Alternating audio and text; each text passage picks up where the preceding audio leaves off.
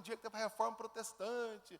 Martinho Lutero foi lá, pregou as teses contra a venda de indulgência. E isso foi a Reforma Protestante. E pronto, próxima matéria da aula de História. Claro que lá na escola, no ensino médio, o tempo é esse e o resumo da história é esse mesmo. Mas para nós, não se limita a isso. E eu pretendo demonstrar para os irmãos aqui que protesto era esse. Tá? Um quadro muito comum e que nós vemos muitas vezes por aí, é de alguém destacar a Reforma Protestante como sendo um grupo de rebeldes que de repente passou a atacar a igreja mãe, trazendo uma destruição, uma divisão gigante na igreja, e isso foi um problema que os evangélicos hoje não conseguem nem controlar mediante a diversidade de igrejas e o que eu chamo de evangelicalismo. Irmãos, isso está muito longe da verdade, mas eu preciso retomar com os irmãos, para que todos entendam o porquê que nós celebramos e o porquê que foi importante a Reforma Protestante. Tá? Houve impacto nas artes, na música, na própria igreja. Tá? Um ponto só, e aí os irmãos têm que pesquisar depois, que eu não tenho tempo. Mas, por exemplo, a noção de educação em massa, de educar toda a população, alfabetizar todo mundo, foi uma ideia do Martinho Lutero, do reformador Martinho Lutero. Então, nós temos grandes avanços na liberdade econômica, por exemplo, na liberdade de expressão. A Reforma Protestante mudou as artes.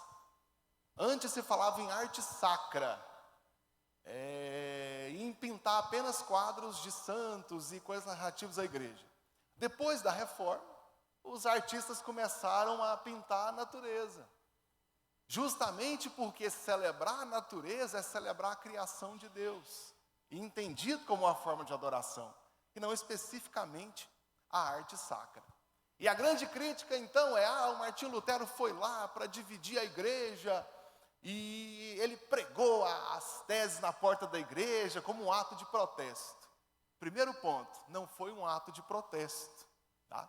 Lutero era doutorado em teologia, professor de teologia. E a porta da igreja era como se fosse um classificados da época, como se fosse um mural. Lá tinha anúncio de compra e venda, pessoas oferecendo serviços, anúncios gerais da cidade. E então ele divulga lá as teses. Só que, não estou menosprezando o nosso tempo, tá? Mas alguém que vai formar hoje na graduação, ele dá uma estudada no TCC, chegou na frente da banca, falou sem gaguejar, está aprovado no TCC. Nesse tempo aqui, era um pouco mais difícil. O aluno tinha que sustentar uma tese diante do professor, ele seria contestado da tese, teria que manter. É daí que vem a expressão da tese que se sustenta. Porque se o aluno não conseguisse manter a afirmação dele, ele também não era aprovado. E aqui o Lutero está convidando Wittenberg para discutir acerca das indulgências, para discutir acerca da teologia medieval. Então ele faz um convite para a doutrina. Tanto é que no convite ele pede para que pessoas que não possam estar presencialmente, que façam por escrito. Para que ele me contesta por escrito, então. E ele vai lá e prega as 95 teses na porta da igreja, convidando as pessoas para o debate. Aqui eu tenho um estudante de teologia que olha para a prática medieval e decide argumentar sobre essa prática. Isso foi a reforma. E nós chamamos isso então de reforma protestante. Aí eu pergunto aos irmãos, protestar o quê? Que tipo de protesto está sendo feito? Né? Contra o que os reformadores protestavam? E aí é que nós vamos entender uma coisa. Diz para vocês da diversidade de igrejas que tem por aí. Mas o que é a igreja? O que é a igreja? Quando nós falamos igreja, o que é isso? A resposta que eu posso dar para os irmãos é buscar nas Escrituras. O que a Bíblia me ensina sobre igreja? Nós vamos entender o que é a igreja, do ponto de vista bíblico, quais são as bases da igreja, e a partir dessa base, nós vamos entender por que era chamado de protestante. Os irmãos já sabem disso, mas é sempre bom lembrar. A Bíblia é a nossa única regra de fé e prática. A Bíblia é a única autoridade sobre a igreja. Não existe outra regra de fé. O nosso pastor não pode chegar aqui e falar, eu tive um sonho, agora a igreja vai andar para cá. Não, agora eu tive uma ideia. Não, eu li as Escrituras, a Bíblia manda fazer isso, e é isso que nós fazemos. Nós não abrimos mão desse ponto. Nós não abrimos mão do ensino das Escrituras, da leitura das Escrituras, da prática do que a Bíblia manda fazer. No seminário eu bato forte nessa tecla. Nós temos que andar até onde a Bíblia anda e parar onde a Bíblia para. Eu ainda estou curioso. Você vai ter todas as respostas que a Bíblia tem para dar. Fora dela nós não mandamos nenhuma vírgula, nenhum ponto, nenhum traço. O que a Bíblia manda nós obedecemos. É simples assim. Esse é o andar com Deus. Tá? Então nós estabelecemos quais são os pilares da igreja, o que a Bíblia ensina sobre os fundamentos da fé. Então vamos entender se a nossa igreja está caminhando nesses pilares, se eu atendo a esses requisitos básicos, das colunas da igreja. Se eu quiser mudar as paredes de uma casa, eu posso mudar, se eu não mudar a coluna, certo? O meu conhecimento avançado de engenharia civil, se eu quebrar uma coluna, eu posso quebrar o prédio inteiro. A igreja tem colunas, são os pilares da igreja, nós não podemos mexer neles. Aí o dia que faz o culto, liturgia de culto, a cor da parede, podemos até discutir isso. Mas os pilares da fé, esse não pode ser discutido, tem que ser obedecido. Esse é o pilar. Quando começa a igreja? A igreja começa, ela é anunciada quando Jesus diz, eu edificarei a minha igreja, e as portas do inferno não prevalecerão contra ela. Mateus 16, 18. Jesus olha para Pedro e fala, eu vou estabelecer a minha igreja, e as portas do inferno não prevalecerão contra ela. Mas a igreja começa efetivamente no Pentecoste, em Atos 2. Atos capítulo 2, os discípulos estão reunidos, o Espírito Santo veio sobre eles, eles falaram em línguas, cheios do Espírito Santo. Ali eu tenho o início da igreja. E aliás, o apóstolo Pedro interpreta como sendo uma profecia do profeta Joel, Joel 2, 28. Derramarei o meu espírito sobre toda a carne. Atos capítulo 2 é o início da igreja. Ali é o ponto de partida. Jesus anuncia a igreja em Mateus 16, em Atos 2, a igreja começa. O Espírito Santo é derramado sobre os discípulos, eles falam em novas línguas. Mas tem um outro evento que muitas vezes nós esquecemos, é Atos capítulo 4.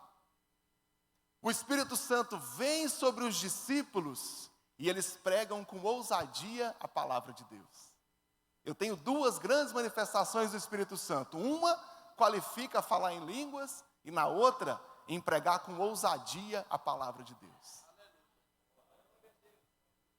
Qual que é a última ordem de Jesus? Enquanto homem, né? Vivo aqui. Marcos 16, 15. Ide por todo o mundo e pregai o evangelho a toda criatura. Atos capítulo 4, o Espírito Santo qualifica os discípulos a pregar com ousadia.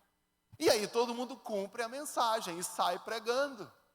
O historiador Richard Niebuhr, ele fala que a igreja nessa fase era um coração cheio de amor incendiando outro coração. E a igreja crescia nessa pregação, pregando sobre crer em Jesus, falando que Jesus é o Cristo, que Ele fez milagres, que Ele morreu na cruz pelos nossos pecados, que Ele vai voltar para buscar a igreja. E as pessoas se convertiam. Pelo relato do livro de Atos, tão simples quanto eu estou falando, era a prática da igreja, de pregar. A igreja crescia tanto, Atos 4, 47. Finalzinho do versículo, Atos 4, 47. E o Senhor lhes acrescentava todos os dias os que iam sendo salvos. Pode imaginar uma igreja que todo dia tem novo convertido? Todo dia tem gente nova? Não vou ter tempo de entrar nisso, mas já começamos a ter perseguição nesse período aqui, ó, da igreja sendo perseguida. Irmãos, perseguição hoje é achar ruim quando você prega, né? Bloquear sua rede social, mas nesse tempo eu quero te matar e queimar sua casa. E mesmo assim, a igreja crescia. Mesmo assim, o Espírito Santo capacitava as pessoas. E a rotina dessa igreja está resumido em Atos 2, 42. Atos capítulo 2, verso 42.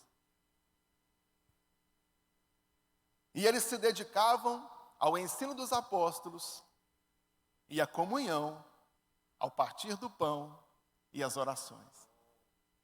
Essa é a chamada igreja primitiva. Esse quadro que eu montei para os irmãos. Quais os quesitos básicos para participar dessa igreja? Crer em Jesus como Salvador, ser batizado em nome de Jesus, frequentar as reuniões e seguir o ensino dos apóstolos. O que Jesus ensinou está nos evangelhos e o que os apóstolos ensinavam. Estas são as colunas da igreja. A nossa igreja cumpre esses critérios aqui? Crer em Jesus, ser batizado, ter culto frequente e obedecer às Escrituras? Estou falando dos pilares da igreja. Nós temos registro também sobre a liturgia do culto. Como é que era o culto? Não há muita informação, mas o livro de Atos nos dá o suficiente. No culto tinha pregação, Atos 20, capítulo 7, 1 Coríntios capítulo 14, versículo 9, capítulo 20. Depois vocês pegam a gravação e quem não conseguir anotar rápido, vendo a gravação, confere os versículos. Tinha pregação, tinha leitura das Escrituras. Tiago capítulo 1, versículo 22, 1 Tessalonicenses 5, 27, 1 Coríntios 4, 16. Aqui é parar e ler um trecho das Escrituras. Esse é o momento do nosso culto pentecostal, da Assembleia de Deus de Campinas também, que eu tenho muito orgulho. Porque é uma tradição que vem lá do livro de Atos. É um elemento do culto, todo mundo lê um trecho das Escrituras. Essa é uma tradição é uma das que eu não quero que acabe. É simplesmente ler um texto da Bíblia.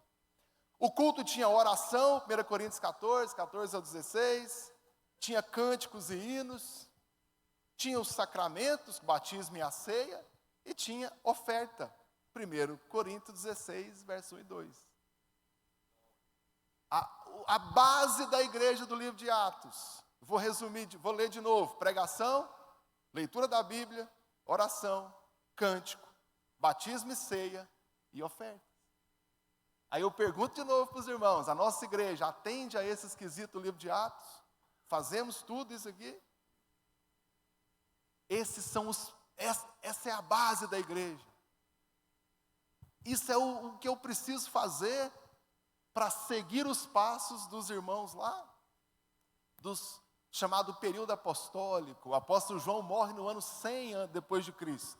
Chamamos de igreja apostólica essa, até o ano 100. A morte do apóstolo João, que é o último apóstolo, morreu de morte natural, coisa rara no tempo de perseguição, né? Mais um milagre na vida desse apóstolo.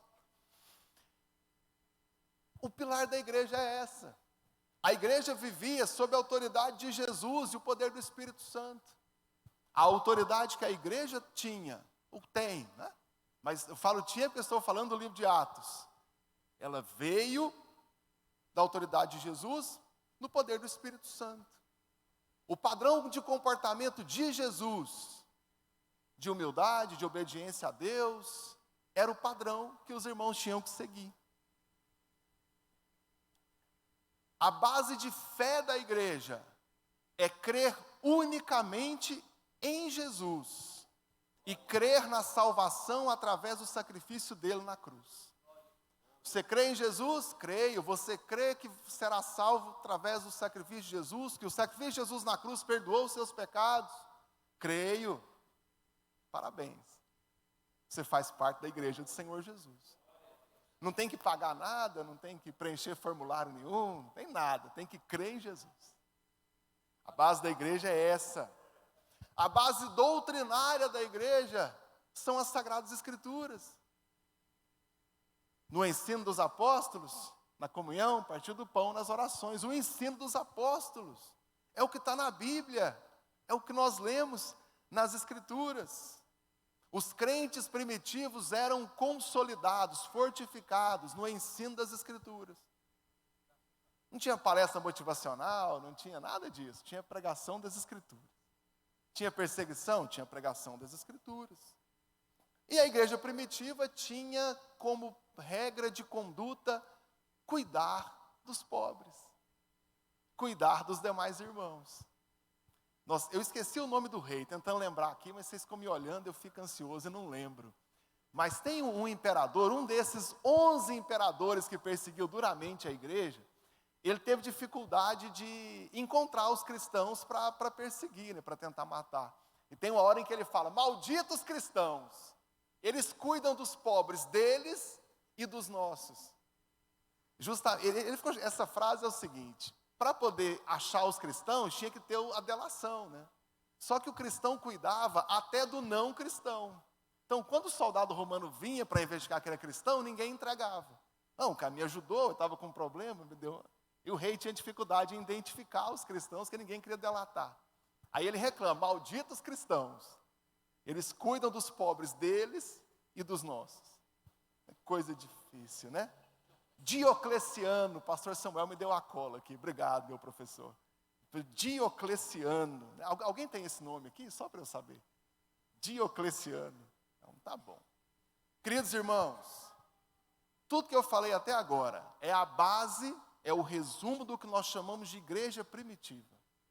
Se eu preciso de um modelo de igreja, esse é o modelo. Se eu preciso saber se a minha igreja é uma igreja certa, eu tenho que seguir esse padrão. Por isso que eu perguntei 3 vezes para os irmãos em 3 tópicos: a sua igreja cumpre esse quesito? Cumpre esse padrão? Padrão de culto, padrão de comportamento, padrão de regra de fé, padrão de fonte doutrinária, é isso. Ah, mas essa é a religião de vocês? Sim. Inclusive, Tiago 1,27, essa aí eu quero que os irmãos leiam comigo. Tiago 1,27. Tiago 1,27. A religião que Deus, o nosso Pai, aceita como pura e imaculada é essa, 2 pontos. Cuidar dos órfãos e das viúvas em suas dificuldades e não deixar-se contaminar pelo mundo. Quer ser um crente religioso, daquele fervoroso? Cuida dos mais pobres e não deixa o ensino do mundo invadir sua casa. Não deixa o ensino do mundo invadir a sua igreja. Se mantenha firme no que as Escrituras ensinam. Se eu preciso de um modelo de igreja, eu encontro no livro de Atos. Se eu preciso de um modelo de liturgia, eu encontro no livro de Atos. Não encontro em nenhum outro lugar. E é essa igreja que cresceu. É essa igreja que nós temos como base, formado de pessoas comuns, com pouco recurso financeiro, sem apoio político, sem apoio estatal, sem nada. Mas uma igreja que crescia na força do Espírito Santo. Mesmo sob forte perseguição, cresceu. Ouso dizer que nós somos crentes hoje, porque aqueles irmãos não pararam de pregar. E crente a crente, um crente convertendo o outro crente, nós estamos aqui hoje, ouvindo a palavra de Deus. A pregação do Evangelho vai muito bem, obrigado. Continue falando de Jesus para as pessoas, porque esse foi o modelo que Jesus deixou. Pregue a palavra. O livro de Atos vai dizer: como crerão se não há quem pregue? Nós estamos aí, nós somos os pregadores. Né? David Bosch, grande autor de missões, ele fala que o mundo não é um campo inimigo, o mundo é um campo missionário. Nós não podemos esquecer disso. A igreja cresceu. Cresceu tanto que ela chegou a ser metade do Império Romano. E aí, com o crescimento, o Império Romano abaixou a guarda. Em 313 depois de Cristo, com o Edito de Milão, as perseguições acabaram. Com o fim das perseguições, é aí que cresceu. Eu não podia nem ter igreja. Pô, perseguido, Império Romano matando, ter igreja aonde? Aí, agora começa a ter os templos, a partir de 313. Mas quem fez um grande mal para a igreja, e talvez alguns teólogos não evangélicos possam achar ruim, mas foi o imperador Teodósio. Em 380 depois de Cristo, com o Edito de Tessalônica, ele declara o cristianismo a religião oficial do império. Só que ele não fica só por aí. O Edito também fala que é a única religião do império. Está proibido praticar qualquer outra religião, só pode praticar o cristianismo. E quem não quiser praticar, o soldado pode matar ali mesmo. Só vai ter cristão no Império Romano. Irmãos, de repente, aquela igreja cheia do poder do Espírito Santo, que crescia na humildade e na pregação do Evangelho, agora convertia na força. Aquela igreja que crescia no poder do Espírito Santo, agora crescia com o braço do Estado. Não preciso nem dizer para os irmãos que conversão genuína não é exatamente o que acontecia aqui, né? Esse crescimento da igreja acabou trazendo inúmeros problemas, com o poder estatal, com o dinheiro que entrava. A igreja chegou a ter ordens armadas e prontas para a guerra. Os hoje dominicanos, hoje todos gente boa, bons vizinhos, bons amigos, mas quando a ordem dos dominicanos nasceram, dominicanos vem do latim dominicanes, significa cães de Deus. A ordem dos templários, o cavaleiro templário tinha 2 regras básicas para seguir: nunca se opor ao mestre do templo e nunca retroceder em campo de batalha. O Papa chegou a ter mais exército, mais homens, do que muitos reis por aí já tiveram. Estão lembrados das cruzadas? Eram soldados armados que a igreja tinha. A formação de um jesuíta demorava 7 anos. Não sabia nada de Bíblia, sabia ser soldado.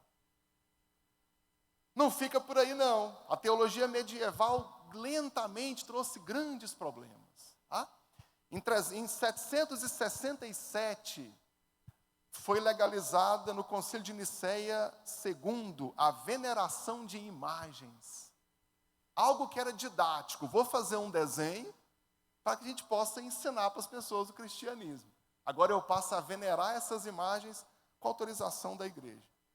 Em 1095, no Concílio de Clermont I, o Papa Urbano II promete salvação automática para quem morrer lutando na guerra.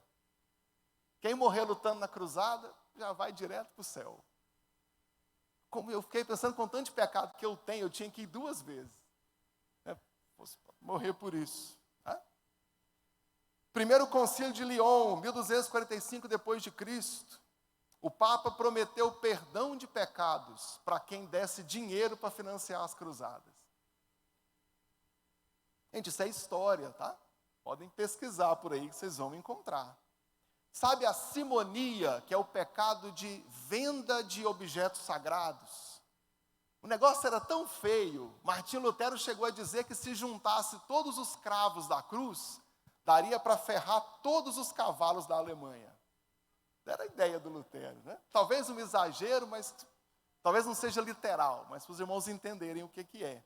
Na igreja de Wittenberg, a questão é o seguinte: a promessa era, você compra o objeto sagrado, só de olhar para essa relíquia sagrada, você tem alguns pecados perdoados. Quem nunca foi numa missa e que o padre pega alguma imagem e anda pelo corredor da igreja e volta, observa essa cena. Ele está levando a imagem, em geral, da Nossa Senhora, São José, porque se todo mundo olhar para a imagem, alguns pecados são perdoados. Então ele anda no corredor da igreja e volta para garantir que todo mundo vai poder olhar para a imagem sagrada. Porque na teologia deles isso perdoa pecado. E vem até hoje. A tradição é essa. Na igreja de Wittenberg, onde Lutero era padre, tinha 35 lascas de pedras da cruz, um frasco de leite da Virgem Maria e uma lasca da vara de Moisés que floresceu. Olha lá. A igreja medieval acabou trancando o cristianismo. Não pregava mais o perdão de pecado através da fé em Jesus, mas vendia a carta de indulgência. Você podia comprar o perdão de pecado. Lutero até brinca um dado momento da história que ele comprou o perdão de uma tia, mas ele ia trabalhar mais e comprar o perdão do pai. Você vai ter que ficar mais tempo aí, porque só deu para comprar o perdão da tia. Né? Inclusive, perdão para quem já morreu. Não havia a crença, estar na igreja, não havia essa decisão pela fé, mas pela força do Estado. Você é obrigado a ser cristão. A missa em latim, ninguém entendia nada, mas o cristão estava lá. Tinha que participar do sacramento. Era proibido ler as escrituras, mas mesmo que fosse permitido, só tinha Bíblia em latim, ninguém falava latim. O próprio Martinho Lutero foi ter uma Bíblia no seu doutorado em teologia. Imagina, irmão, você tem uma Bíblia só no doutorado? É difícil, né? Tem muito mais a falar, mas esse é um quadro geral do que se tornou a teologia medieval. Até o Shakespeare critica, na peça Hamlet, Shakespeare chega a dizer: não sejam como alguns pastores que pregam virtudes aos seus fiéis e seguem outro caminho. Essa é uma frase do Shakespeare. Não dá para dizer, irmãos, que um dia a igreja foi totalmente santa e pura e um dia ela foi totalmente suja. Já comentei isso com os irmãos. Se ela fosse 100% santa, não teria se corrompido. E se ela fosse 100% imunda, não teria se limpado nunca. E a história, ela acontece gradativamente. Ninguém dorme criança e acorda adulto. Ninguém dorme adulto e acorda velho. Esse é um passo lento. E a teologia medieval, ela lentamente foi perdendo os laços com o cristianismo bíblico, com o que foi ensinado no livro de Atos, especialmente. Então, quando eu falo reforma, a proposta era essa. Eu quero que a igreja volte aos pilares primitivos, àquele que Jesus deixou, aquele que os apóstolos deixaram, porque eu olho para a igreja hoje e ela não tem as raízes nas Escrituras. Por isso, reforma. Por que protestante? O protesto contra essa teologia medieval, que ela não é a teologia que Jesus deixou. Ela não é o pilar da igreja que Jesus deixou. Por isso nós chamamos de reforma protestante. E reforma, porque os reformadores não queriam fundar uma igreja nova. Queriam reformar a igreja. Mas como não houve consenso, não houve concílio, eles acabaram se separando. Mas a ideia, o objetivo nunca foi esse. Sempre foi de reforma, sempre foi de olhar para as Escrituras e restabelecer o que a Bíblia ensina. Os irmãos entenderam por que eu perguntei várias vezes: nossa igreja faz isso? A primitiva fazia isso, a Assembleia de Deus hoje faz isso. A minha igreja hoje faz isso? Faz. Eu atendo aos critérios das Escrituras? Sim. Então eu sou a igreja do Senhor Jesus. É olhar para a Bíblia e interpretar corretamente. E aí muitos homens e mulheres surgiram com esse ideal de reformar a igreja. Lutero foi só o grande estopim da reforma. Ele não é o primeiro, nem é o último. Ele é o grande homem da reforma. Eu gosto muito de estudar os ensinos do Lutero, mas ele não é o único. Tem muitos para destacar, mas eu quero destacar só um, que é no século XII, chamado Bernardo de Claraval. Ele foi o primeiro desses que eu posso chamar de pré-reformadores. Antes dele não tinha ninguém ensinando contra a doutrina medieval. O Bernardo de Claraval, ele pregou basicamente contra o dogma da Imaculada Conceição de Maria, tá? E ele condenou o distanciamento entre a Bíblia e a igreja. Eu olho para a igreja medieval E ela não é o que a Bíblia ensina. O Claraval bateu forte nessa tecla. E aí falam para ele, mas você está atacando a igreja. E ele responde, não devemos nos calar diante os erros da igreja. É melhor criar um escândalo do que abandonar a verdade. Irmãos, é muito difícil falar uma frase dessas. Mas pior ainda é aceitar o afastamento das Escrituras. Né? Pior ainda é você ser uma igreja que não tem as marcas de Cristo. É você ser uma igreja que não se reconhece mais nas Escrituras. Esse é o grande ponto. Então eu tenho uma igreja com ordens armadas, com compra e venda de relíquias sagradas, proibido ler a Bíblia. Qualquer um que contestasse a Bíblia, a igreja podia ser morto. Para mim, o grande marco da podridão espiritual da igreja acontece com a visita que o Tomás de Aquino faz à igreja de Roma.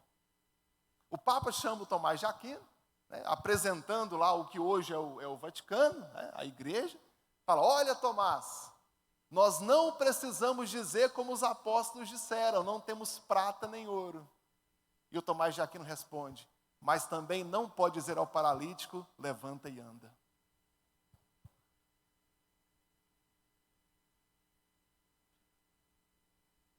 E tem outro problema. Falei para vocês que não pregava o perdão através da cruz. E isso incomodava as pessoas que tinham a doutrina bíblica no coração. E o Lutero era um dos que tinha esse problema. Eu sou pecador, como é que eu sou salvo? Como é que eu posso alcançar a salvação? Com penitência, com peregrinação a Roma, com subir a escada da igreja de joelho, esfregando o chão. Tem tanta coisa para falar aqui, mas tem uma curiosidade. O Lutero tinha confusão com outros monges, porque onde ele esfregava o chão, brilhava mais do que os outros. Mas é porque ele achava que quanto mais forte esfregasse o chão, mais algum pecado seria perdoado ali. Aí dava confusão com os outros monges, porque o lado dele brilhava mais. Tá? Mas tudo isso para alcançar o perdão através das obras. Até que um dia, estudando Romanos, Lutero lê Romanos 1,17, que é o grande versículo da Reforma que há anos eu releio para os irmãos. Romanos 1,17. A justiça de Deus se revela no Evangelho, uma justiça que do princípio ao fim é pela fé, como está escrito, o justo vive pela fé. Nessa hora o coração dele abriu. Eu já li o que ele escreveu sobre esse dia. O coração abriu, agora ele entendeu. O cristão não vive por peregrinações, por frequência à reunião, a crer num ritual ou naquele. O crente vive pela fé. Eu tenho fé em Jesus, eu serei salvo. É o Senhor quem salva. Não é a igreja quem declara a salvação. É o crente com o coração convertido que é salvo por Jesus. Jonas capítulo 2, versículo 9. Do Senhor vem a salvação. Do Senhor vem a salvação.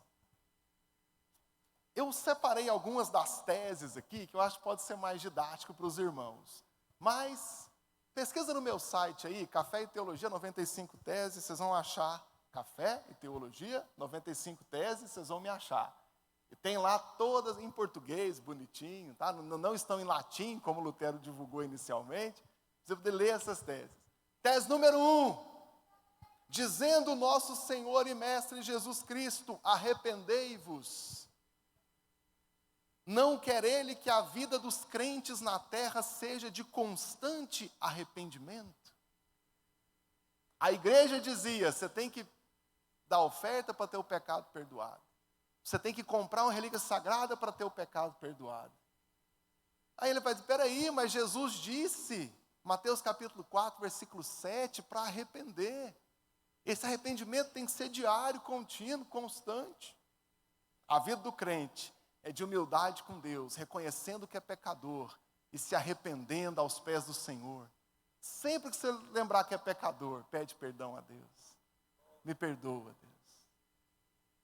Faça como Davi no Salmo 51. Contra ti pequei, só contra ti pequei. De modo que é justa a sua punição contra mim. Tese 27. Pregam doutrina humana os que dizem que, tão logo tilintar a moeda na caixa, uma alma sairá voando. Isso aqui é o seguinte, era o Tetzel, Johann Tetzel, que era o tirador de oferta do Papa. Ele tinha uma música, em latim rima, em português não. Mas assim, a cada moeda que na bolsa do padre tilintar, uma alma do purgatório vai saltar. Aí o Lutero contesta aqui e fala, peraí, isso é a doutrina de homens. Nós ainda ofertamos a Deus. Nós trazemos nosso dízimo para a igreja, mas não para comprar o perdão de pecados. É porque eu já fui salvo. E o crente que já foi salvo é grato a Deus. E participa das despesas da igreja.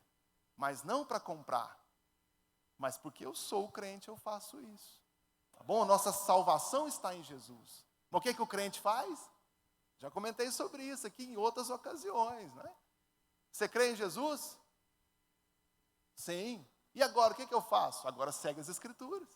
Leia a Bíblia. Obedece à lei de Deus. Entre tantas coisas, nossa contribuição financeira. Mas se alguém acha que vai dar R$1 aqui e vai comprar a Deus, guarda seu dinheiro.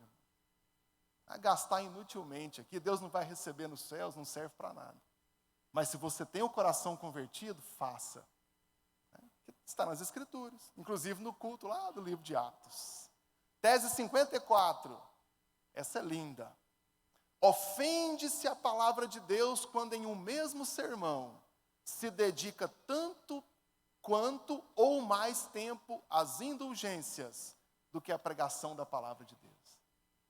Irmãos, se vocês forem em alguma igreja e gastar mais tempo pedindo dinheiro do que pregando a palavra, tese 54 do Martinho Lutero. A pregação da palavra de Deus é o principal. A que eu mais gosto, tese 62. O verdadeiro tesouro da igreja é o santíssimo evangelho da graça de Deus. Não preciso nem comentar, né? O nosso grande tesouro não é o templo, não é o ar-condicionado, não é o privilégio de ser o maior campo da Assembleia de Deus no estado de Goiás, não é o privilégio de um vice-presidente nacional ser o nosso presidente estadual. Isso não vale nada diante de Deus. O que vale é o santíssimo evangelho da graça de Deus. Casadinha, tese 65 e 66. 65.